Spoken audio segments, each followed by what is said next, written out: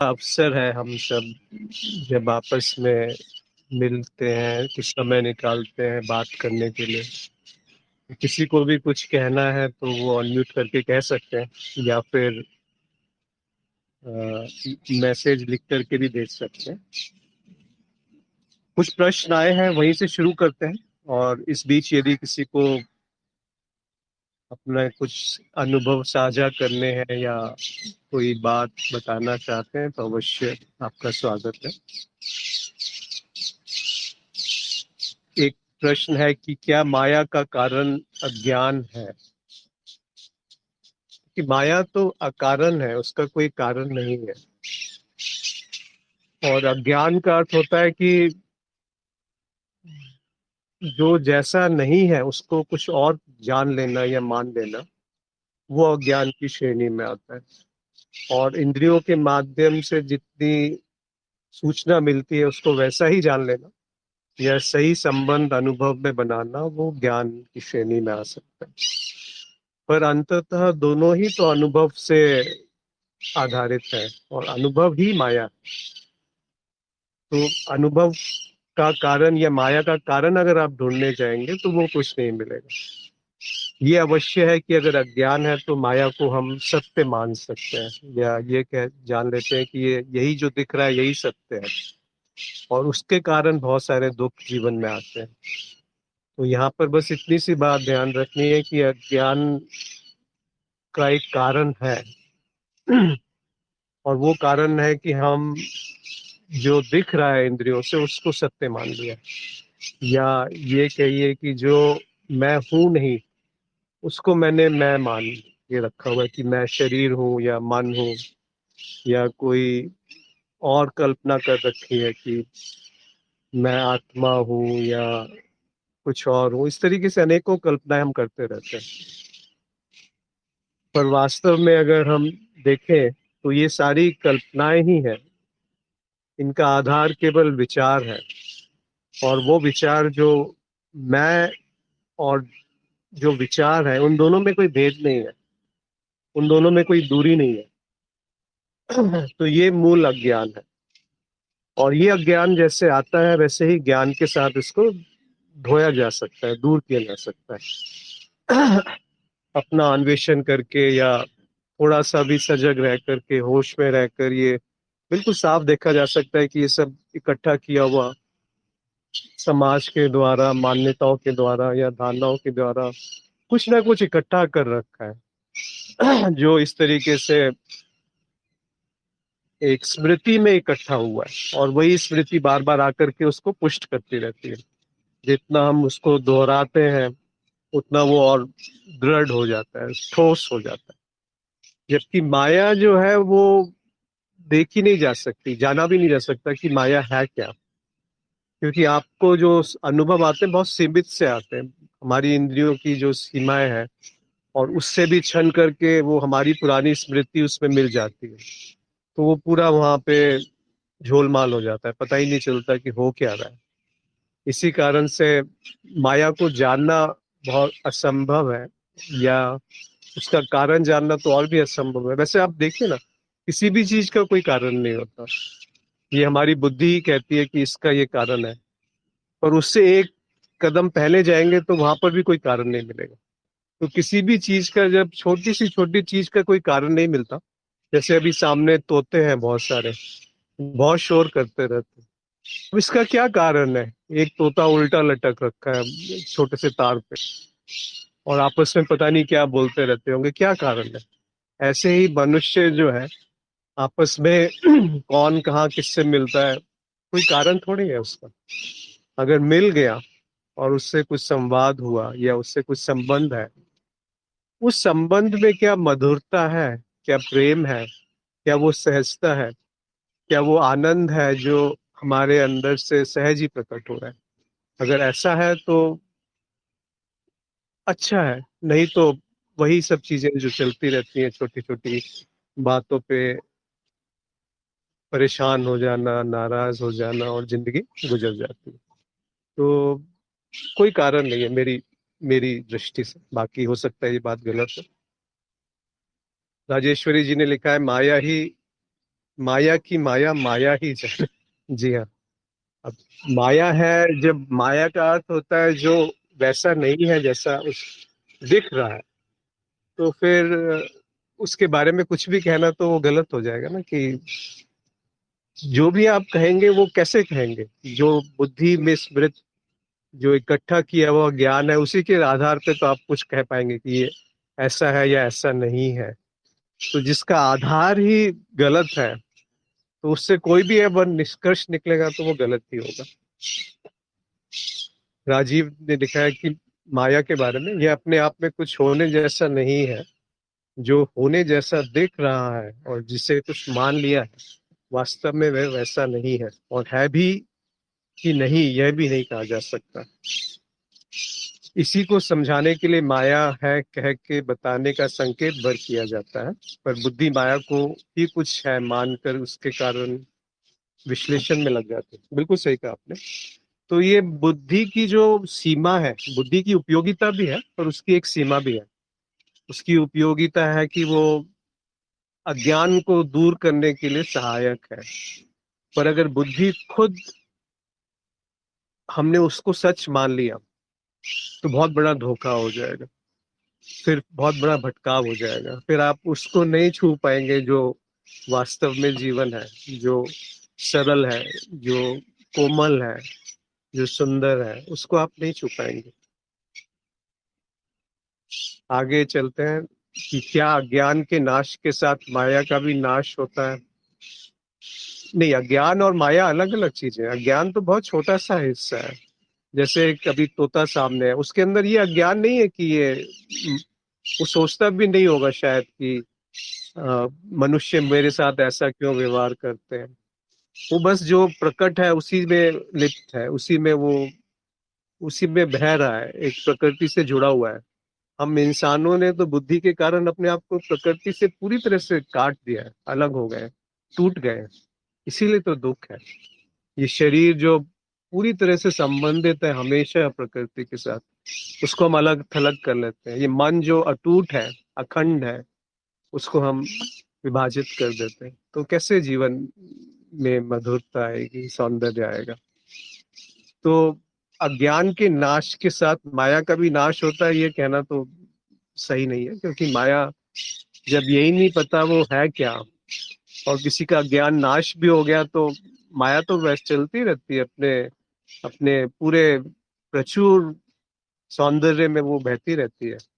किसी का ज्ञान नाश होने से माया में कुछ प्रभाव नहीं पड़ता। जैसे एक उदाहरण दिया भी था कि रेगिस्तान है, उसमें आपको जल दिख रहा है, एक है कि आप उसको सत्य मान लें।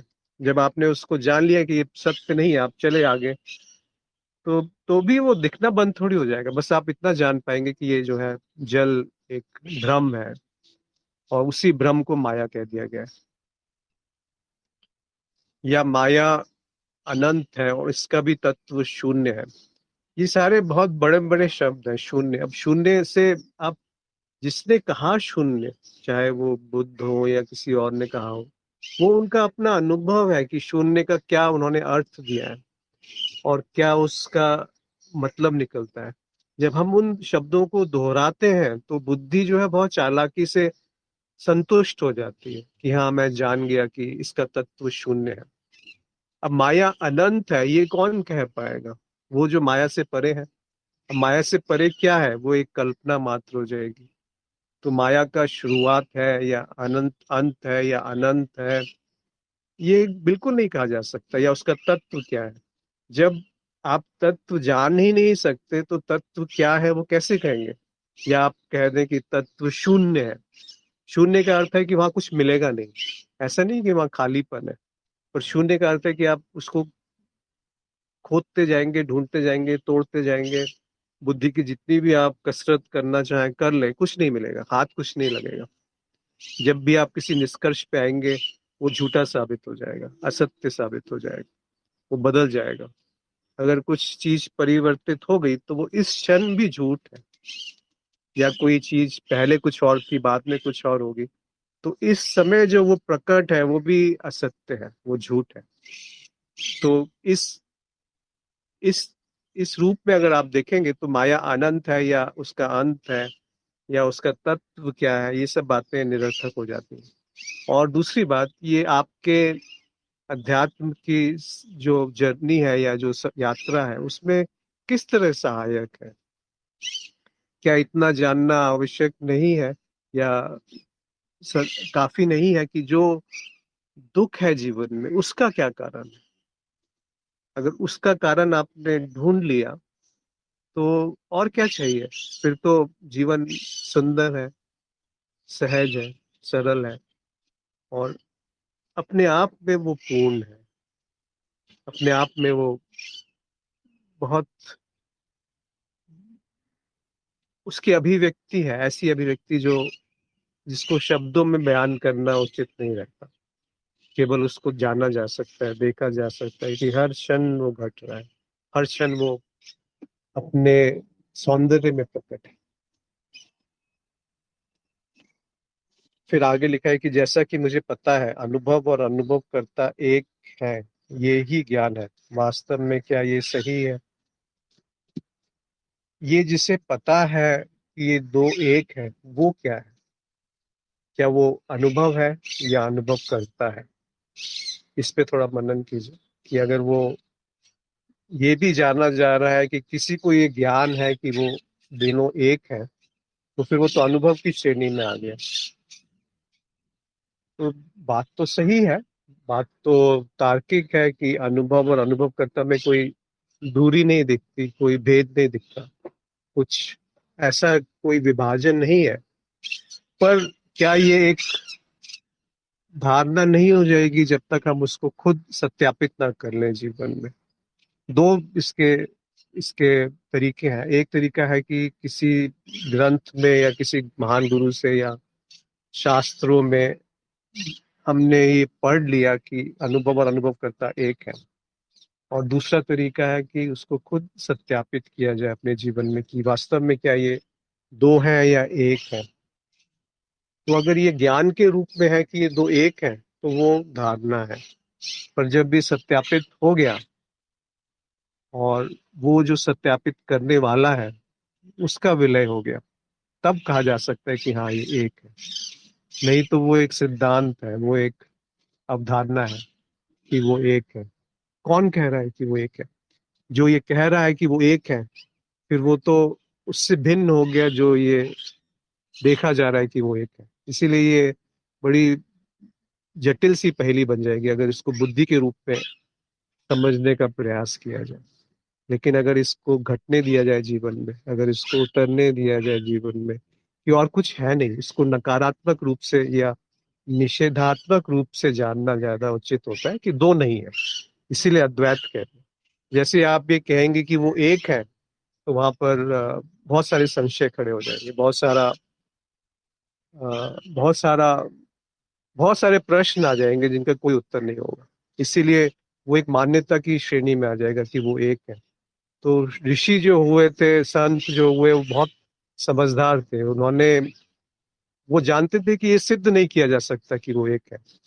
पर ये अगर आपके अंदर थोड़ी सी भी सजगता है, होश है, और उसको अवसर दे रहे हैं जीवन में, तो बिल्कुल स्पष्ट है कि वो एक है। पर कैसे समझाएंगे उसको, नहीं समझा पाएंगे ना। इसीलिए उसको उन्होंने अद्वैत कर दिया, जो कि ज्यादा आसान है समझना, कि दो नहीं है। अनुभव और जो अनुभव को देख रहा है, जो दृश्य दृश्य और दृष्टा, ये दो नहीं है। आत्मा और प्रकृति, ये दो नहीं है। जो प्रकट है और जो अप्रकट है, ये दो नहीं है। जो निर्विकार है और जो निराकार है, या निराकार है और जो साकार है, ये दो नहीं है। जो सगुण है और जो निर्गुण है, ये दो नहीं है। बस इतनी सी तो बात है। अब ये एक सिद्धांत के रूप में बुद्धि स्वीकार कर सकती है, या फिर इसको सत्यापित किया जा सकता है अपने जीवन में कि ऐसा ही है। और जब तक वो जीवन में सत्यापित होकर उतरे ना, तब तक वो निरर्थक है, तब तक वो ज्ञान है, तब तक वो एक बोझ है। जब तक वो प्रेम से नहीं मिलेगा ना ज्ञान, तो वो अधूरा रहेगा। वो वो केवल एक पंडिताई हो जाएगी कि आप पंडित हो गए, इतने सारे वेदों को जानते हैं या शास्त्रों को पढ़ा है। और उसको निचोड़ेंगे तो रत्ती भर भी उसमें से शहद नहीं निकलेगा, उसमें से रस नहीं आएगा। वो जो रस है वो प्रेम है। और वो जो उस रस में अंधविश्वास अगर हट गया तो वो बुद्धि है या प्रज्ञा है। और वो प्रज्ञा जो है वो ज्ञान को बहा देगी। वो प्रज्ञा का अर्थ है जहां पर जो बुद्धि से परे है, वो प्रज्ञा है एक तरीके से। वो अनुभवों से ज्ञान अर्जन नहीं होता। वो ज्ञान जो है वो स्वतः सीधे कहीं से आता है। उसका क्या स्रोत है किसी को नहीं पता, पर उसी स्रोत को हम गुरु कह सकते हैं या गुरु तत्व कह सकते हैं। पर वो स्रोत जो है वो आपके अंदर है, वो कहीं बाहर नहीं है। उसको बाहर ढूंढने जाएंगे तो बहुत त्रुटि हो जाएगी, धोखा हो जाएगा। तो हर महान गुरु जो हुए हैं तथाकथित, या जो महान गुरु है, वो अपने आप को गुरु कहने से भी कतराते हैं। थोड़ा सा ठहर जाते हैं कि मैं अपने आप को गुरु कैसे कह दूं, क्योंकि वो उनका नहीं है ज्ञान। उनको भी सहज सीधे मिला है। तो वो जानते हैं कि जो मेरा है ही नहीं उसको मैं अपने तरफ से कैसे कह दूं कि वो मेरा है। और दूसरी बात होती है कि गुरु केवल संकेत करते हैं। ये शिष्य है जो उसको कैसे धारण करे, कैसे उसको जीवन में उतारे, उसका बहुत महत्व है। और गुरु अपने आप को गुरु इसलिए भी नहीं कहते क्योंकि वो जानते हैं कि शिष्य उन पे फिर निर्भर हो सकते हैं, आश्रित हो सकते हैं, उनका सहारा ले सकते हैं, या उनकी कही हुई बात को सत्य मान सकते हैं, या अपना परिश्रम त्याग सकते हैं, अपना जो पुरुषार्थ है, अपना जो मेहनत है उसको छोड़ सकते हैं। या गुरु कह भी लें कि मैं गुरु हूं, पर शिष्य में क्या वो पात्रता है कि किसी जो वास्तविक गुरु है उसको वो गुरु कह पाए। और अगर कोई जानता है कि वो गुरु होने लायक है तो फिर शिष्य तो गुरु से ऊपर हो गए।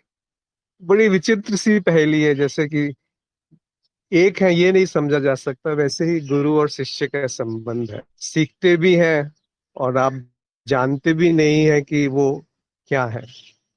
तो उसको वहीं छोड़ देना चाहिए कि जो निर्वचनीय है, जो जैसा है बस वैसा ही स्वीकार है, बिना किसी स्वीकार करने वाले के, बिना किसी अहम के, बिना किसी मैं की धारणा के। जो बहता है वो गुरु तत्व है। और यदि किसी का इस पे कोई मतलब कुछ कहना चाहते हैं तो अवश्य कहें, अन्यथा आगे दो तीन प्रश्न, कुछ और प्रश्न है, उन पर भी बात कर लेते हैं। माया केवल परिवर्तन है, सतत परिवर्तन प्रत्यक्ष है। जो जैसा देखा सुना समझा जा रहा है वैसा नहीं है। सत्य का अन्वेषी साधक न विरोध में होता है न सहमति में। जगत शरीर मन ये सब माया है, तो इससे जो व्यक्त होगा वास्तविक नहीं होगा। तो वास्तविक क्या है? बहुत सुंदर तरीके से ये प्रश्न पूछा गया है कि सब कुछ तो माया है। ये माया का अर्थ है जो जाना नहीं जा सकता कि वो क्या है। जैसे कि जगत है या शरीर है। जगत का अर्थ ही होता है जो परिवर्तित हो रहा है उसको जगत कहते हैं। और शरीर का भी वही अर्थ है जो बदलता रहता है। बचपन में कितने छोटे से रहे होंगे हम, कुछ 1 किलो से भी कम का वजन होता है, और अभी 60 70 किलो 80 किलो जो भी है। तो वो कहाँ से आया? वो सारा जो प्रकृति है वही जो खाया जो पिया उसी से तो शरीर बना है। और हर 5 साल में वो शरीर के सारे जो सेल्स हैं वो मर जाते हैं, नए सेल्स कोशिकाएं पैदा हो जाती हैं। तो वास्तविक क्या है? ये प्रश्न उठना स्वाभाविक है। और ये प्रश्न का उत्तर आ गया तो वो उसी से आएगा जो जिस सामग्री से प्रश्न बना है। तो इस तरह के प्रश्नों का उत्तर नहीं मिलता कि वास्तव में है क्या। और जब उत्तर नहीं मिले तो वही उसका पूर्णता है, वहीं पर उसका समर्पण है, वहीं पर उसकी संपूर्णता है, वहीं पर उसपे उस उसके आगे कुछ जाना नहीं जा सकता कि वो है क्या वास्तव में। अगर वो जान लिया कि वो वास्तव में क्या है तो आप उससे भिन्न हो गए, आप उससे परे हो गए। तो आप वास्तविकता से परे हो गए, तो फिर तो उसका सीधा सा निष्कर्ष है कि आप झूठ हो गए, मिथ्या हो गए। क्योंकि मिथ्या ही इस बात पे आ सकती है कि वास्तविकता वास्तविकता को कैसे जानेगी। वास्तविकता वास्तविकता को मिथ्या रूप में जान सकती है, या मिथ्या कह सकती है कि मैं वास्तविकता को जानता हूँ या जानती है। तो उसके लिए मैं का होना एक प्री रिक्विजिट है, पहले मैं बनेगा। और अगर आप देखेंगे कि मैं कैसे बनता है, तो फिर से आप पुनः पाएंगे कि मैं जो है वो विचार की उत्पाद है। अगर विचार नहीं है तो मैं का निर्माण नहीं होता। तो जो स्वयं एक विचार है, वो उसको ढूंढने चला है जो उसका स्रोत है। तो वो संभव नहीं है। इसीलिए वास्तविक क्या है, उस इस प्रश्न के साथ रहना ही बहुत है। राजेश्वरी जी ने लिखा है कि अज्ञेय है, बिल्कुल सही है, अज्ञेय है। पर ये अज्ञेय है, ये भी निष्कर्ष पे ना आया जाए, इसको भी थोड़ा सा छोड़ दिया जाए कि वास्तव में क्या अज्ञेय है। क्योंकि जैसे ये निष्कर्ष आ गया, ये बुद्धि का यहाँ पर सूक्ष्म रूप से खेल शुरू हो जाता है कि मैंने जान लिया कि उसको जाना नहीं जा सकता। तो ये तो जान लिया कि उसको जाना नहीं जा सकता, वो अज्ञेय है। तो बुद्धि वहां पर आप देखेंगे कि सूक्ष्म रूप से उपस्थित है, पीछे सरक गई थोड़ी सी। और वो बुद्धि ही मैं है। बुद्धि मतलब विचार, एक विचार जो उससे उत्पन्न है, जिसका आधार ही पक्का नहीं है कि वो है क्या। यानी कि अनुभव जो इंद्रियों के माध्यम से आकर के कहीं पर इकट्ठा होते हैं, उसमें से एक विचार उठता है कि मैं जान गया कि वो अज्ञेय है। तो वहां पर भी थोड़ा सा सजगता की आवश्यकता है, होश की आवश्यकता है कि वास्तव में ये कहना भी सही है कि क्या वो अज्ञेय है। देखिए बहुत सारे शब्द हैं, अज्ञेय कह सकते हैं, उसको शून्य कह सकते हैं, अपरिवर्तनीय कह सकते हैं, आत्मा कह सकते हैं, ब्रह्म कह सकते हैं, कुछ भी कह सकते हैं। परंतु वास्तव में क्या हम वो जान पाए कि वो इन सब में कुछ है, या इन सब की कुछ कल्पना हमने कर ली है कि वो ब्रह्म का अर्थ है कि वृहद, यानी कि बहुत बड़ा है। तो ये सब क्या बात हो रही है। केनोपनिषद में कहा गया है कि वो नहीं जो आंखों से देखता है, जिससे आंखें दिखती हैं उसको तू ब्रह्म जान। अब ये ब्रह्म एक शब्द मात्र है, वो किस तरफ संकेत कर रहा है कि जिससे आंखें देखती हैं, तो वहां पे होश विद्यमान है। वहां पर आपका आपका नहीं कहना चाहिए, वहां पर सजगता विद्यमान है, वहां पर जीवन विद्यमान है, और वहां पे मैं का अभाव है। जो आंखों से देखता है उस वो नहीं, मतलब मैं का अभाव है। जिससे आंखें देखती है उसको तू ब्रह्म जान। अब ब्रह्म शब्द यहाँ पर गौण है, और हमने उसी को पकड़ लिया। ये जो प्रक्रिया है वो महत्व की है या महत्वपूर्ण है, कि जिससे आंखें देखती है, वो क्या है जिससे आंखें देखती है। उसका कोई उत्तर नहीं आएगा, बिल्कुल नहीं आ सकता। केवल कहने मात्र से कि वो आत्मा है या साक्षी है या अनुभव करता है या ब्रह्म है या अस्तित्व है, ये सब शब्द मात्र हैं जो ज्ञान में एक जगह इकट्ठे हुए, बुद्धि में एक जगह इकट्ठे हुए। उस बुद्धि का क्या स्रोत है जो इस शब्दों को सही मान के बैठे हुए। वेदिका जी, आप कुछ कहना चाहती हैं? सर नमस्ते जी। जी। जी। सर जिसे जहाँ से आंख देख जी, रही है, बोलिए आंख के विपिन। पीछे जो, जी जी सर नमस्ते जी। जो अभी कहा कि जो आंखों में देखा उसके पीछे वाले को जी, जानो, वही होश है, तो उसको स्व भी कह सकते हैं, बोध भी कह सकते हैं।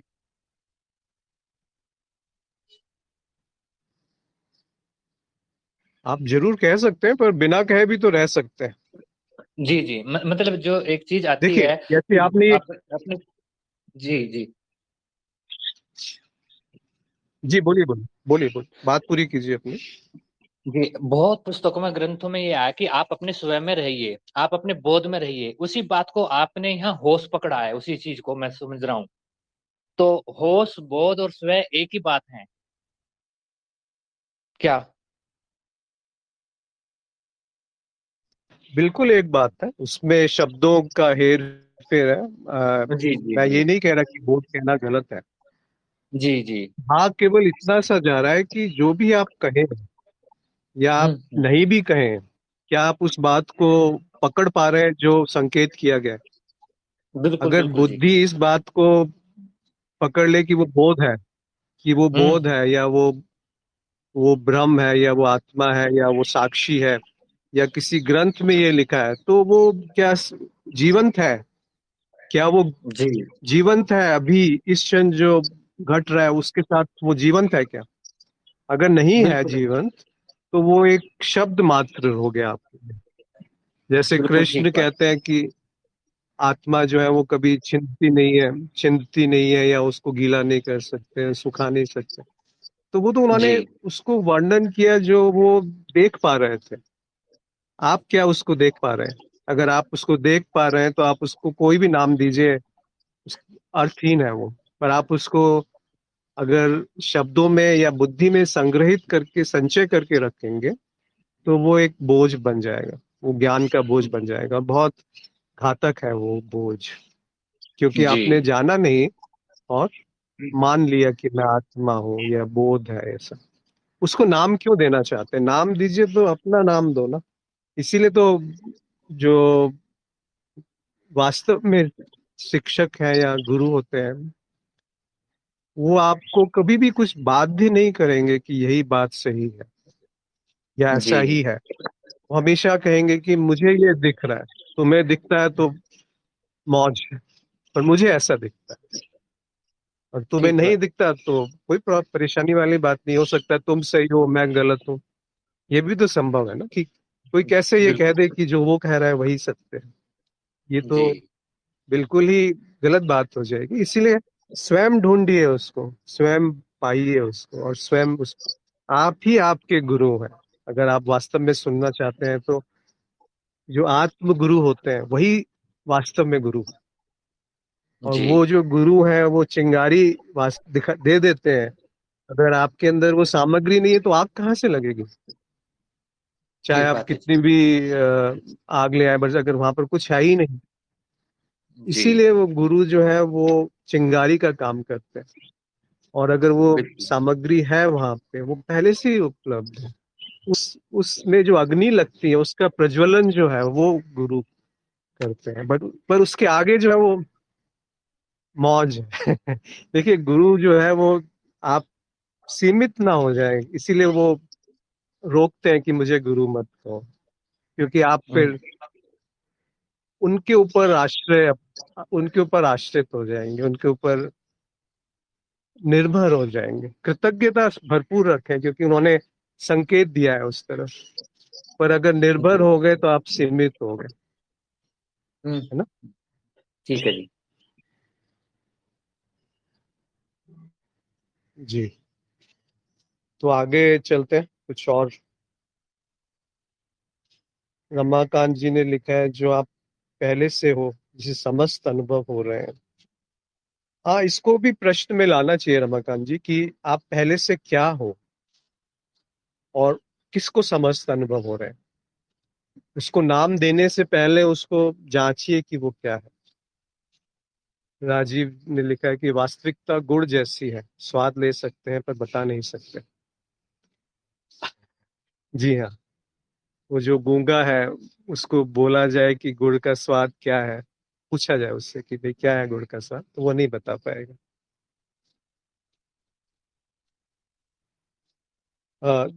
3-4 प्रश्न और हैं कि पूर्णता एवं शून्यता में क्या संबंध है। जैसे चेतना, और आपने ब्रैकेट में लिखा है अनुभव करता, पूर्ण है एवं शून्य भी है। ये बात तो समझ में नहीं आती कि पूर्ण क्या है, शून्य क्या है। चेतना, अनुभव करता और पूर्ण ही, दोनों, वो पूर्ण भी है शून्य भी है। बहुत सारे शब्द हैं यहाँ पर, भारी भारी शब्द हैं। पर थोड़ा इस पे ठहरिए कि पूर्ण आप किसको कहते हैं और शून्य किसको कहते हैं, और इन दोनों में क्या संबंध है। एक तरफ आप ये पूछ रहे हैं और दूसरी तरफ आप निष्कर्ष पे भी आ रहे हैं कि अनुभव करता जो है पूर्ण भी है और शून्य भी है। अगर दो हैं तो उनको जोड़ने वाला कुछ होना चाहिए, और एक है, फिर संबंध क्या रहेगा? तो पूर्णता और शून्यता अगर एक ही है, पर उससे पहले, एक कहने से पहले भी आपको ये समझना पड़ेगा कि पूर्ण किसको कहते हैं और शून्य किसको कह रहे हैं। पूर्ण का अर्थ है जो जो अनंत है, जिसका कहीं शुरुआत नहीं है, जिसकी कोई अंत नहीं है। जैसे बहुत प्रसिद्ध जो श्लोक है ईशावास्य में कि पूर्णम मद पूर्णमिदम, पूर्ण से पूर्ण निकालोगे तो पूर्ण पूर्ण ही रहता है, और पूर्ण से पूर्ण जोड़ दोगे तब भी पूर्ण पूर्ण रहेगा। शून्य से शून्य निकालोगे तब भी वो शून्य रहेगा, शून्य में शून्य जोड़ोगे तब भी वो शून्य रहेगा। ये सब बौद्धिक कसरत है, पर इसको अगर आप व्यवहारिक स्तर पे या अपने रूप में देखना चाहेंगे तो देखेंगे कि प्रेम, प्रेम में कितना भी प्रेम जोड़ दो वो ऐसा नहीं है कि, या प्रेम से कितना भी प्रेम निकाल लो तो वो कम हो जाएगा, ऐसा नहीं होता, बढ़ जाता है। जितना आप प्रेम बांटेंगे उतना प्रेम बढ़ेगा, और जितना आप प्रेम में जोड़ेंगे तो ऐसा भी नहीं कि बहुत अधिक हो गया, वो जुड़ गया, वो निर्वचनीय है। उसी तरह से शून्य है, उसी तरह से पूर्ण है। तो शून्य भी वो है जहां पर जिसका तत्व नहीं जाना जा सकता, वो शून्य है। अब शून्य और पूर्ण में क्या संबंध है? दो अलग अलग शब्द, उसी चीज की जो अज्ञेय है उसको किसी ने शून्य कह दिया, किसी ने पूर्ण कह दिया। दो विचारधाराएं हैं, जैसे बुद्ध आए उन्होंने उसको शून्य कहा, और जो वैदिक परंपरा है उसने उसको पूर्ण कहा। तो क्या अंतर पड़ता है? अभी देखो ना, अभी क्या आप पूर्ण महसूस कर रहे हो? अभी क्या आप खाली महसूस कर रहे हो? अभी क्या आप प्रेम में डूबे हो? अभी क्या आप आनंद में डूबे हो? या इन शब्दों को अपने सिर पे धोकर रख लिया? वो ज्यादा महत्वपूर्ण है। अगर आप अभी आनंद में डूबे हो तो क्या फर्क पड़ता है उसको पूर्ण कहे या शून्य कहे? जैसे कबीर का, ढाई आखर प्रेम के पढ़े जो पंडित हुए, पोथी पढ़ पढ़ जग मुआ, पंडित भया न कोई। पोथी पढ़ पढ़ के, एक विचार, पोथी पढ़ पढ़ने के अर्थ है कि कहीं से सुन करके, कहीं कुछ पढ़ के, कहीं कुछ बुद्धि में जमा करके कुछ नहीं होता। पोथी पढ़ पढ़ जग मुआ, पंडित भया न कोई। यहाँ पंडित का अर्थ है कि वो जो वास्तव में जान गया कि क्या है सत्य। ढाई आखर प्रेम का पढ़े जो पंडित हुए, वो ढाई आखर ही तो है बस प्रेम का। अब उसको पूर्ण कहो या शून्य कहो या प्रेम कहो या शांति कहो या आनंद कहो या सच्चिदानंद कहो या आत्मा कहो या कुछ भी कह दो या कुछ मत कहो, क्या वो दिख रहा है इस समय? क्या वो प्रकट है इस समय? क्या वो, उसमें मैं विलय हो चुका है इस समय? तो फिर वो जान ले, नहीं तो वो सिद्धांत। जैसे चेतना और या अनुभव करता पूर्ण है एवं शून्य भी है, ये कौन कह रहा है कि वो पूर्ण है और शून्य है? क्या ये एक विचार नहीं है? क्या ये एक धारणा नहीं है? अगर आपने ये जान लिया तो आप पूछेंगे नहीं किसी और से कि क्या ये पूर्ण है और शून्य है, जिसको मैं अनुभव करता कहता हूँ। अगला प्रश्न है, जैसे ही निष्कर्ष पर पहुंचा जाता है, मैं संतुष्ट होता है, पुष्ट होता है, तो ये प्रश्न उठा है जो इस निष्कर्ष पर पहुंच रहा है कैसे भी प्रयोग किया जा सकता है? अब ऐसे ही करना चाहिए कि वो क्या है जो निष्कर्ष पे आ रहा है। यह प्रश्न उठाकर कि बिना निष्कर्ष का जीवन क्या है, बहुत सुंदर। ये ऐसा जीवन क्या संभव है जिसमें कोई निष्कर्ष ना हो? क्या ये सही अन्वेषण है? बिल्कुल सही अन्वेषण है मेरी राय में, पर आप स्वयं इसको स्थापित कीजिए, सत्यापित कीजिए। फिर आपने लिखा है, दर बहुत सारी चीजें हैं, निर्णय, निष्कर्ष, छवि आदि आदि। क्या हर विचार के साथ आपके अपने आप ही ये प्रश्न उठ जाते हैं, गिर जाते हैं? लेकिन मेरे साथ क्या होता है, उससे आपको कुछ फायदा नहीं होगा, हो सकता है कुछ हानि हो जाए। क्योंकि दो संभावनाएं हैं, मेरे साथ जो घट रहा है उसको आप बोलेंगे कि अरे ये तो बहुत अद्भुत कुछ घट रहा है इनके साथ, तो मेरे साथ भी वो होना चाहिए। या फिर ये भी संभावना हो सकती है कि ये तो बेकार की बात कह रहे हैं, इनका कोई अर्थ नहीं है इस बात का। तो दोनों ही बातें निरर्थक है। आप ये देखिए कि जो कहा जा रहा है, क्या उससे आपके जीवन में ये प्रश्न स्वाभाविक रूप से उठ रहा है, जो कि उठ रहा है, जो आपने ऊपर लिखा है कि किसी भी निष्कर्ष पे आना, वो कौन है जो उस निष्कर्ष पे आता है, या वो प्रश्न का क्या उपयोगिता है। जैसे अभी ये देखा जाए कि वो जीवन क्या है जो मैं से मुक्त है, तो क्या उत्तर आएगा? मैं, या मैं की सारी संरचना, या मुझसे मुक्त है? मैं है ही नहीं वहां पे।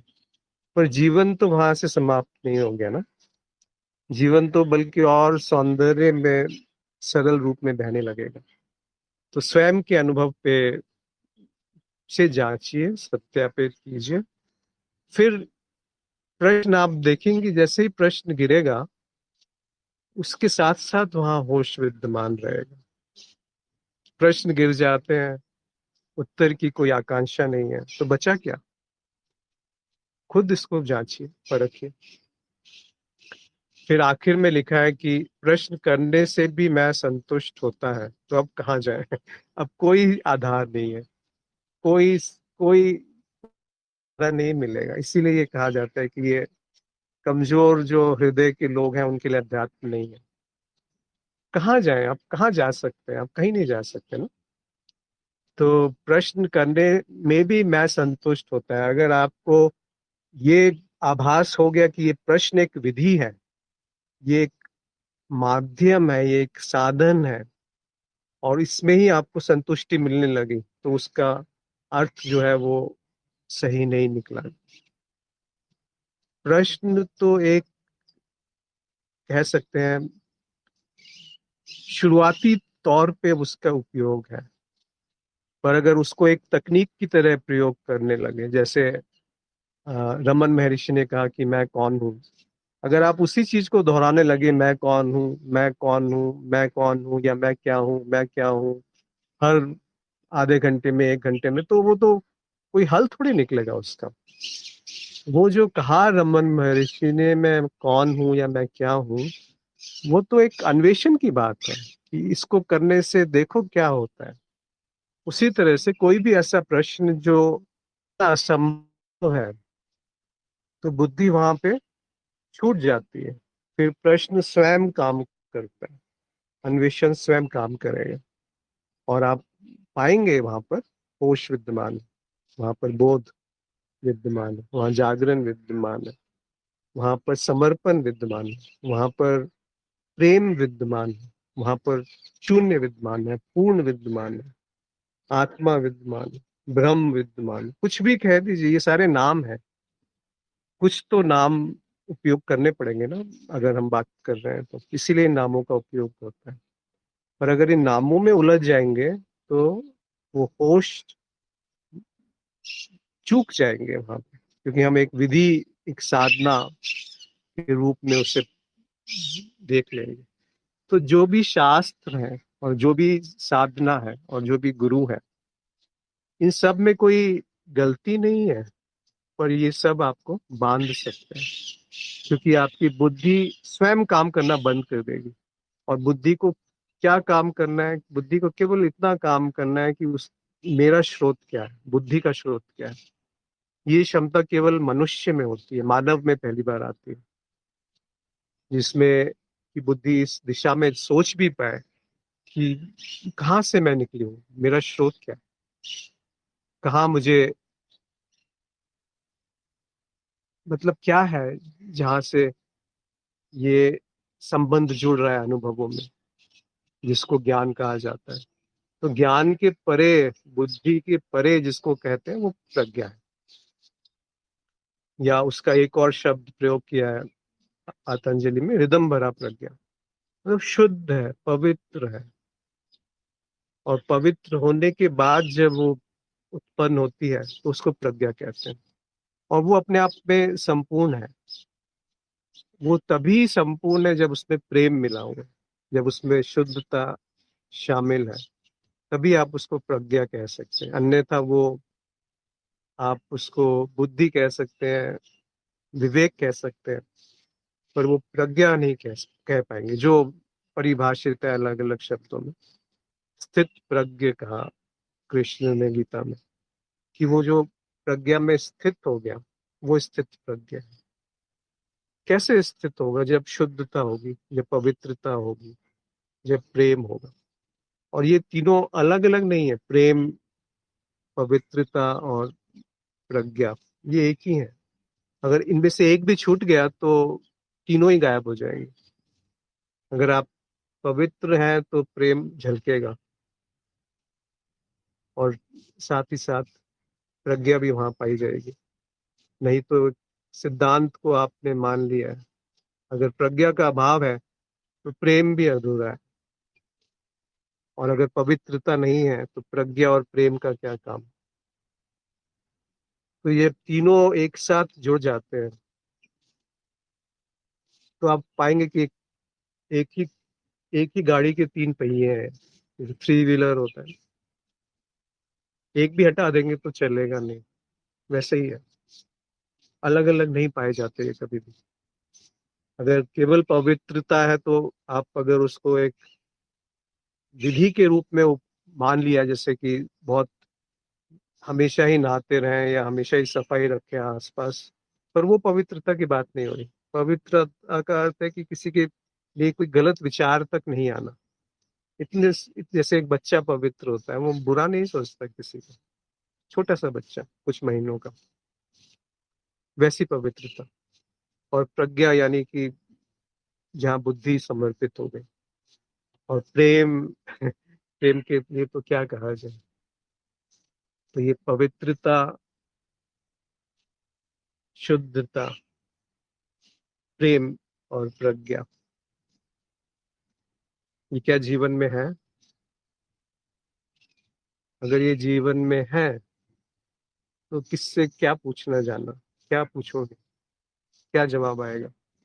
जो भी जवाब आएगा वो उसी सामग्री से बना होगा जिससे प्रश्न पूछा गया, और उसी बुद्धि में जाके स्थापित हो जाएगा जो बुद्धि दूषित है। तो बुद्धि क्या शुद्ध है, और जो बुद्धि शुद्ध है वही प्रेम और प्रज्ञा में परिवर्तित हो सकती है।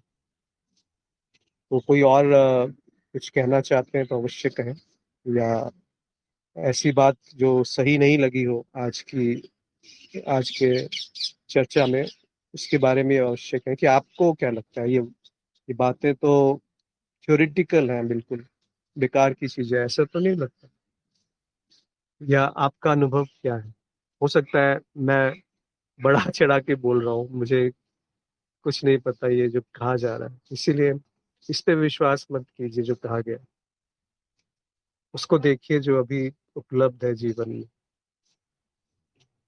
और उसका एक विधि है शुरुआती तौर पे, कि ऐसा प्रश्न उठाएं जिसका कोई उत्तर आने की संभावना नहीं। जैसे कि वो जीवन क्या है जो प्रतिक्रिया से मुक्त है? वो जीवन क्या है जिसमें मैं से मुक्त? जो भी उत्तर आएगा वो मैं से ही आता है, बुद्धि से ही आता है। देखिए, बुद्धि से ही मैं का निर्माण होता है। और अगर मैं पुष्ट है तो बुद्धि भी पुष्ट है, बुद्धि पुष्ट है तो मैं भी पुष्ट है। जैसे जैसे प्रेम और शुद्धता आती है तो बुद्धि का विलय होने लगता है, और वो विलय इसीलिए कहा गया है कि वो जीवन क्या है जो मैं से मुक्त है, जो बुद्धि से मुक्त है। तो क्या तत्क्षण वो आपको शुद्धता वहां नहीं दिख रही? तत्क्षण क्या प्रेम वहां प्रकट नहीं है? तत्क्षण क्या प्रज्ञा वहां उपलब्ध नहीं है?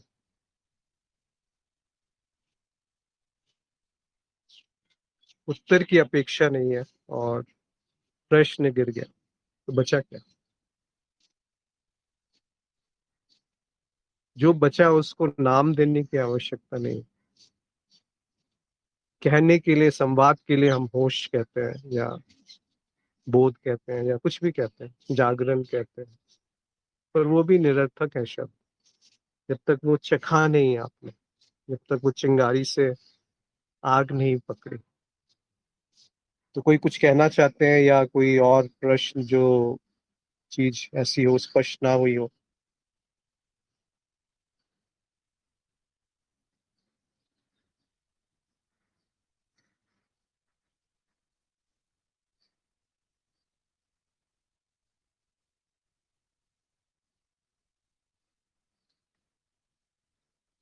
हाँ, एक प्रश्न आया था अवसाद और अध्यात्म के बारे में, यहाँ शायद छूट गया। तो अवसाद का अर्थ होता है जब मैं को नहीं जाना कि मैं क्या है, या मैं मिथ्या है ये नहीं जाना, तो अवसाद है। फिर चाहे सुख हो या दुख हो, वो दोनों अवसाद है। और जब मैं की मिथ्या प्रकट हो गई तो वही अध्यात्म है।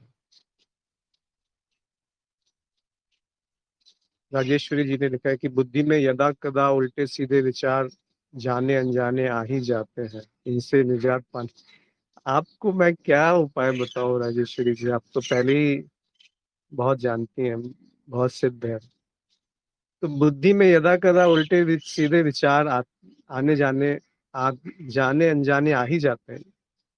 तो इसको अगर आप निजात पाना चाहते हैं तो वही विचारों को और प्रकट करेगा।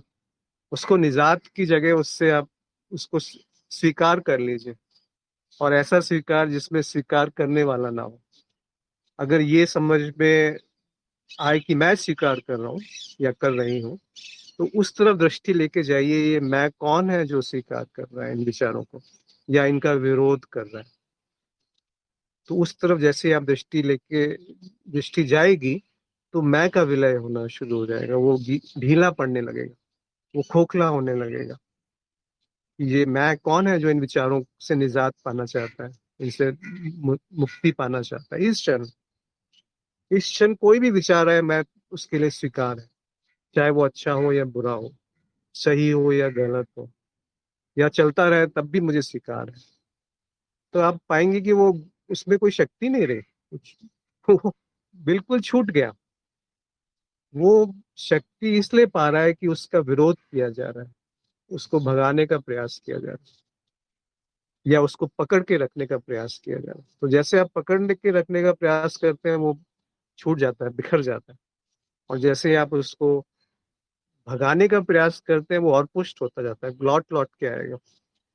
तो ना उसको पकड़ना है, ना उसका विरोध करना है, स्वीकार। और ऐसा स्वीकार कि जहां पर वो जो स्वीकार करने वाला है उस तरफ दृष्टि है। जैसे एक विचार आया, उस विचार से तत्क्षण ये पहुंच गए अगर आप अंदर, कि वो क्या है जिसको ये विचार आया, या इस विचार का उद्गम कहाँ है, कहाँ से ये शुरू हुआ, कितनी देर रहेगा, और कहाँ इसका विलय है। अगर एक विचार का आपने शुरुआत, मध्य और अंत देख लिया, तो उससे जीवन में एक बहुत बड़ी क्रांति घटनी घटनी शुरू हो जाती है। क्योंकि सारे विचार वैसे ही है, जिसका शुरू है, जिसका मध्य है, और जिसका अंत है। ऐसी बात भी नहीं हो रही कि विचार शून्यता में जाना है, या दो विचारों के बीच में जो शून्य है उस पे ध्यान एकाग्र करना है, वो बात नहीं हो रही। जो विचार शून्यता में भी उपलब्ध है, तो क्या वो विचारों के रहने पे उपलब्ध नहीं है? जो विचारों के रहने पे उपलब्ध है, विचार शून्यता में उपलब्ध है, उसको क्या प्रभाव पड़ेगा कि विचार है या नहीं है, या किस तरह के विचार। मैंने खुद पाया है ये, कि कभी कभी विचार बहुत तेज गति से चलते हैं, कभी धीमी गति से चलते हैं, कभी ऐसे विचार आते हैं जो लगता है बहुत अच्छे हैं, और कभी ऐसा विचार आते हैं जो लगता है कि ये क्यों आ रहे हैं। पर जैसे ही आप कोई ऐसा, जैसे प्रश्न ही उठा लीजिए, या ऐसे किसी संत के संपर्क में आते हैं, तो वो संक्रात्मक है, मतलब एक से दूसरे में वो प्रवाहित हो जाता है, छू जाता है, जल जाती है वो अग्नि। और वो अग्नि का जलना ही सबसे पवित्र घटना है इस पूरे संसार में, इस पूरे अस्तित्व में, कि जहाँ पर वो लौ जली, जो एक जलती हुई लौ से ही वो लौ जल सकती है। पर उस जलती हुई लौ से जब दूसरी लौ जली, तो पुरानी लौ पे निर्भरता नहीं होनी चाहिए। ये बस कहना है, ये निवेदन है। अश्विन जी मेरा भी या कुछ और आप कहना चाहती हैं राजेश्वरी जी? जी। अश्विन जी मेरा क्वेश्चन है एक छोटा सा। आवाज आ रही है मेरी? जी बोलिए। हाँ जी, हाँ जी। हाँ, वैसे तो शब्द शब्द ही हैं, क्योंकि उसका अनुभव नहीं आया जैसे मैं आज इसमें क्वेश्चंस पढ़ रही थी। लेकिन डेफिनेटली वो जो असंभव क्वेश्चन हम लोग पूछते हैं और वो साइलेंस आती है, उसका अनुभव मैं कर रही हूँ। लेकिन कई बार क्या होता है, जैसे क्वेश्चंस जब बिल्कुल बुद्धि गिर जाती है, तो एक साइलेंस या एक अनडिफाइनेबल पीस जिसको मैं एक्सप्लेन नहीं कर पा रही, वो अनुभव में आ रही है। लेकिन मेरा क्वेश्चन ये है कि समटाइम्स, कई बार जैसे कोई आप सिचुएशन में आए और आप ट्रिगर हो गए, तो वहाँ पे बुद्धि तो मतलब आप मतलब थॉट्स तो नहीं आते हैं, लेकिन जो बॉडी के अंदर फीलिंग्स होती हैं वो काफी लंबे समय तक रहती है। तो क्या मतलब क्या रीजन है उसका? शरीर जो है वो स्थूल है, तो उसमें जो प्रभाव है वो स्थूल रूप में अगर आता है तो वो लंबे समय तक रह सकता है। परंतु आप, इसका विपरीत भी है। जो शरीर के घाव हैं वो ठीक भी हो जाते हैं दवाई लेने से, परंतु जो मन के घाव हैं वो सालों साल तक चलते रहते हैं।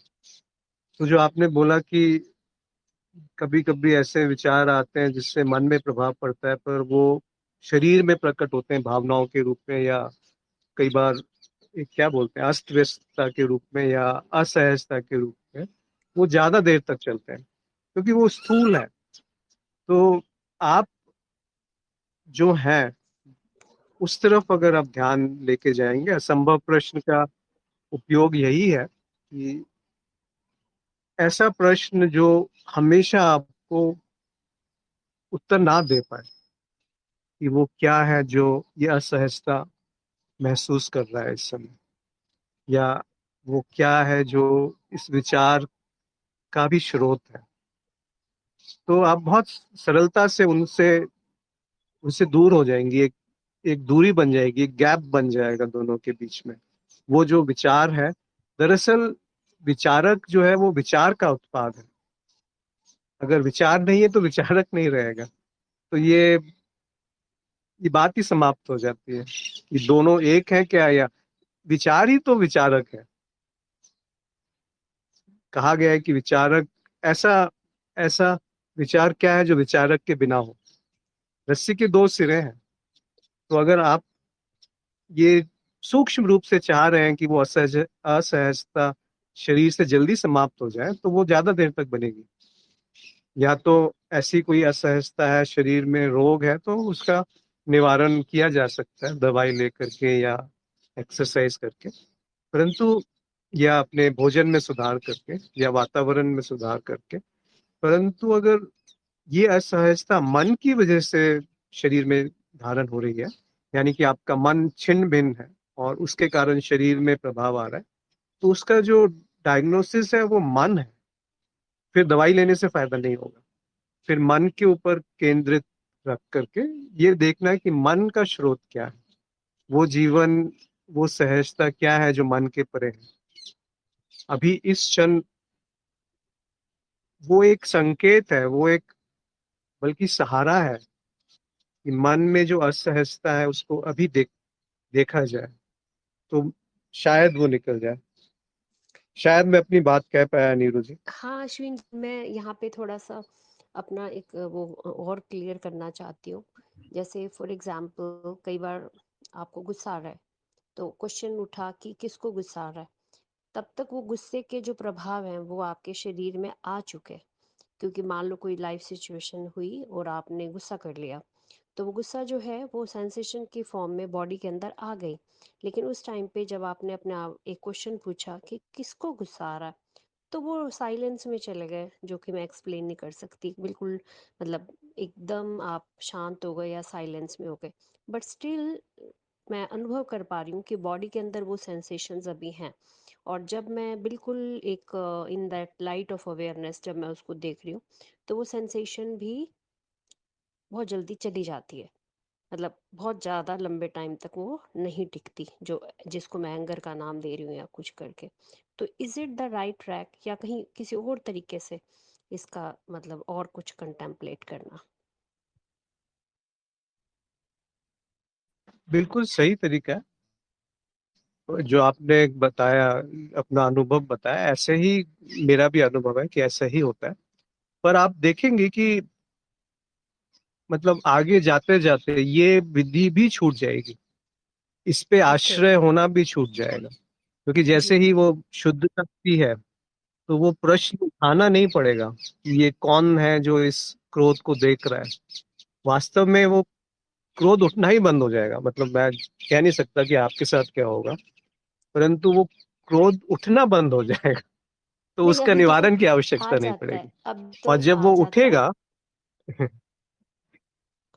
उसको देखिए, इसको स्वीकार कीजिए नीरू जी। आ जाता है तो बहुत अच्छा है, उसको आने दीजिए ना। क्या फर्क पड़ता है, हमारे पास तो अनंत समय है, अनंत काल तक का समय है। देखिए कितने समय से हम लोग पता नहीं कैसा कैसा जीवन जीते रहे होंगे, उसके जो संस्कार हैं वो तो आएंगे ना। तो वो भी स्वीकार है कि मैं मुझ में अनंत धैर्य है, चाहे करोड़ों साल लग जाए, लेकिन रास्ता सही है ये मुझे पता है। तो वो क्रोध आए या कोई और कामनाएं आए या कुछ और आए, अच्छा बुरा, उसको निर्णय मत लीजिए कि ये सही है या गलत है, अच्छा है कि बुरा है। क्योंकि उसमें भी थोड़ा सा कहीं ना कहीं मिलावट आ जाएगी आपके संस्कारों की। ये क्या जीवन है जो संस्कारों से मुक्त? क्या ऐसा जीवन संभव है? दो प्रश्न पूछिए। क्या ऐसा जीवन संभव है जो संस्कारों से मुक्त है? तो उत्तर आएगा हाँ। और यदि उत्तर आया हाँ, तब पूछिए कि वो क्या जीवन है जो संस्कारों से मुक्त है। इसका कोई उत्तर नहीं आएगा। अगर आप ये एग्जैक्टली। पूछेंगे कि संस्कारों से मुक्त कैसे हुआ जाता है, तो बहुत सारे उत्तर आ जाएंगे। वो बात नहीं कह रहे। क्या है जो संस्कारों से मुक्त है? तो मौन है, जो आपने कहा कि वो यस बयान नहीं यस। कर सकते, तो बिल्कुल सही जी। बात, सही रास्ता है। सही रास्ता है, इसमें मेरे को कोई दोष नहीं दिखता। वो सहज रूप से हो सकता है कभी और, नहीं तो कभी और, नहीं तो कभी और घटेगा। जबकि आपको इतना भी परिश्रम नहीं करना पड़ेगा कि ये ये विचार या ये भावना ना आए, इतना स्वीकार आ जाए। स्वीकार का अर्थ ही तो वो है। बिल्कुल क्लियर हो गया, थैंक यू सो मच। और अश्विन जी, एक अभी तक की हमारी ये भी शायद संस्कार में ये चीज़ डाली गई है, कंडीशनिंग डाली गई है कि हम बहुत जल्दी हर चीज़ को अचीव करना चाह रहे हैं, फटाफट ठीक हो जाए, फटाफट। मतलब मैं जो वर्ड्स हैं, मतलब मैं अभिकन हो जाऊं, मैं बुद्धत्व, मतलब फटाफट वाली जो चीज़ है ना, मतलब वो चीज़ जो है वो कहीं ना कहीं ऑब्स्टेकल क्रिएट करती है। जैसे अभी आपने ये वाली बात बोली, तो मैं बहुत टच की कि क्या जल्दी है। अदरवाइज जैसे हम रेजिस्टेंस क्रिएट करते हैं ना, कि जो ये भी ये नहीं चाहिए मुझे, या कोई फीलिंग जो जिसको हम लोग नाम देते हैं कि ये नेगेटिव है, तो हम जल्दी से एक अपनी धारणा बना लेते हैं कि मुझे ये नहीं चाहिए। तो आज आपकी ये वाली बात मुझे बहुत टच करी है कि क्यों नहीं, मतलब why don't you accept that also, कि क्यों, मतलब क्या जल्दी है, क्या मतलब। मैं इस चीज को रिलेट कर पा रही हूँ, और ये सुन के ही एक इतनी साइलेंस का अनुभव हो रहा है कि क्यों, क्या जल्दी है, किस लिए, मतलब वाई जो चीज आ रही है उसको अगर आप संपूर्ण रूप से स्वीकार करते चलोगे, तो क्या टाइमलाइन है, या क्या करना है अब आपने इसका। तो ये मुझे टच की आपकी बात बहुत ज्यादा। और सबसे सबसे अचंभित करने वाली बात ये होगी कि जैसे आप वो हड़बड़ी छोड़ेंगे ना, उसी क्षण होश उपलब्ध हो जाएगा। देखिए यस। समय तो पूरी तरह से मिथ्या है। समय का अर्थ होता है कि तुलना करना, कि एक घटना और दूसरे घटना, उसके बीच में जो बदलाव हुआ, उसको तुलनात्मक रूप से जब हम देखते हैं, तब उसको समय कहते हैं। तो वो जो समय को जान रहा है वो समय से परे है। समय से समय के परे नहीं जाया जा सकता, या विचार से विचार के परे नहीं जाया जा सकता, या संस्कारों से संस्कारों को नष्ट नहीं किया जा सकता। केवल इतना देखना है कि मैं तो समय से, अब मैं शब्द का उपयोग गलत हो जाता है, कि कुछ ऐसा है जो समय से परे है, कुछ ऐसा है जो संस्कारों से परे है, कुछ ऐसा है जो विचारों से परे है, क्योंकि विचारक भी विचार का उत्पाद है। अगर ये एक वाक्य समझ में आ गया तो सारा अध्यात्म समाप्त हो जाता है। दृष्टा ही दृश्य है, या जो दृश्य है वही दृष्टा का निर्माण कर रहा है, अगर और स्पष्ट शब्दों में कहा जाए। क्योंकि वो दृष्टा और दृश्य दो है ही नहीं। हम एक तरफ कहते हैं ये दो नहीं है, फिर हम कहते हैं कि दृष्टा सत्य है और दृश्य असत्य है। तो यहाँ कुछ विरोधात्मक चीजें दिखती हैं कि अगर वो एक है तो वो कौन जान रहा है कि वो एक है, और अगर वो जान लिया कि वो एक है तो दृष्टा दृश्य में भेद रहा ही नहीं। फिर व्यवहारिकता के स्तर पे भी उसको क्यों विभाजित करना? क्योंकि जैसे ही विभाजन हुआ वहां मैं उत्पन्न है, वहां पर दृष्टा बैठा हुआ है, और वो दृष्टा अगर आपने बुद्धि में बिठा के रखा है कि मैं दृष्टा हूँ, या मैं साक्षी हूँ, मैं अनुभव करता हूँ, या मैं अस्तित्व हूँ, ब्रह्म हूँ, आत्मा हूँ, तो ये एक फिर से कुछ ना कुछ नया सूक्ष्म रूप से उत्पाद वहां पर लेकर के आएगा, जो कि दुख उत्पन्न करेगा जीवन में। और वो मैं इतना पारदर्शी हो जाता है यहाँ पर आकर के कि वो दिखेगा नहीं कि मैं है, और बार बार ठोकरें खाएगा। तो थैंक यू आपने सो बिल्कुल सही मच। कहा कि थैंक यू समय थैंक यू भी सो मच। मिथ्या है। जी। समय भी मिथ्या है और स्थान भी मिथ्या है। जिस स्थान पर वो विचार बह रहे हैं वो क्या है, और आगे प्रश्न कीजिए कि वो क्या होना है जिसमें, जो स्थान से परे है। वो जीना क्या है जो स्थान से परे है? विचारों को बहने के लिए एक स्थान चाहिए। जैसे ये आकाश है, इसमें आकाश होना है तभी तो वस्तुओं का अनुभव होगा। वैसे ही वो स्थान जिसे हम चित्ताकाश कहते हैं, वो चित्त का आकाश है जिसमें विचार बह रहे हैं। तो वो क्या है जो चित्ताकाश से परे है? अगर ये सवाल उठा तो विचार भी नगण्य हो गए, मतलब उनका कोई अर्थ नहीं रहा। और जिस चीज का कोई अर्थ ही नहीं है उसको भगाने का क्या प्रयास करना? जो भूत है ही नहीं, उस भूत को से छुटकारा कैसे पाएंगे जो है ही नहीं, जब समय और स्थान दोनों मिथ्या है? तो इंतजार भी किसका?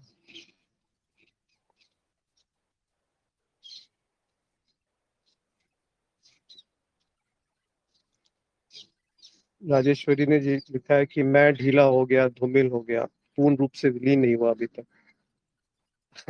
इसको विलीन करने का प्रयास ही उसको और दृढ़ करेगा। तो उसको केवल देखना है कि क्या इस समय ऐसा कुछ उपलब्ध है जो मैं के परे है, तो वो विलीन होता जाएगा। रीनू ने लिखा है कि विचारक ही विचार विचार का ही उत्पाद है। राजेश्वरी जी ने लिखा है कि इंस्टेंट का जमाना है, पारदर्शी में।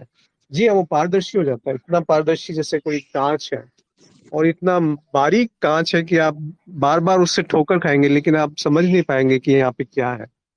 वो है अध्यात्म का पारदर्शी में, कि मैं जान गया कि मैं कौन हूँ। इससे बड़ा भ्रम कुछ नहीं हो सकता, इससे बड़ा धोखा कुछ नहीं हो सकता, कि मैंने जान लिया कि मैं ब्रह्म हूँ। तो ये जिसने कहा वो उसकी मौज है। उस स्थिति में आप पहुंच गए तो आप कुछ और शब्द का उपयोग करेंगे, फिर ये नहीं कहेंगे कि मैं ब्रह्म हूँ। और वो अगर होश उपलब्ध है, अगर वो कबीर को उपलब्ध था, अगर वो मीरा को उपलब्ध था, अगर वो रमन महर्षि को उपलब्ध था, तो वो अभी भी 800 करोड़ लोगों को उतना ही उपलब्ध है। तो उसमें रुकावट कहाँ है? उसमें मैं ही रुकावट है। जो आपने कहा कि वो मैं बना हुआ है, वो बन जाता है, पर उसको जैसे तोड़ने का प्रयास करेंगे और दृढ़ हो जाएगा।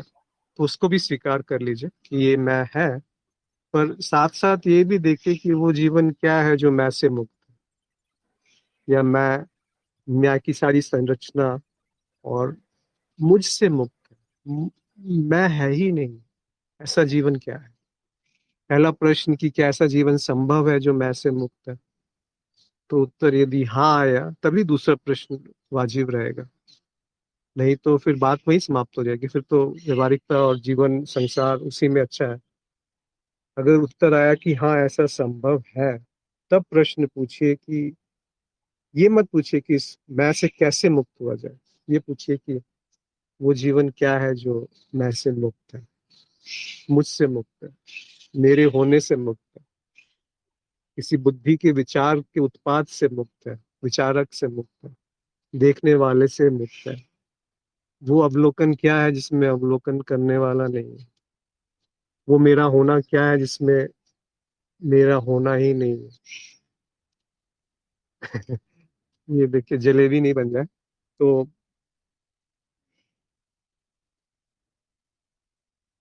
आज अगर किसी और को कुछ कहना है या साझा करना है तो अच्छा है, नहीं तो आज यहाँ पर हम समाप्त करते हैं सत्संग। और आप सभी का बहुत बहुत आभार पेशेंटली सुनने का, क्योंकि पता नहीं क्या कहा गया और कितना सही है उसमें और कितना गलत है। तो सही गलत का निर्णय आप स्वयं अपने आप सत्यापित करके दीजिए। ये बात जो कही गई है, ये हो सकता है इसमें से कुछ भी सत्य ना हो सकता है 1 साल बाद मेरे पूरे विचार बदल जाए और कुछ और कहने लगूं, तो इस पे विश्वास मत कीजिए।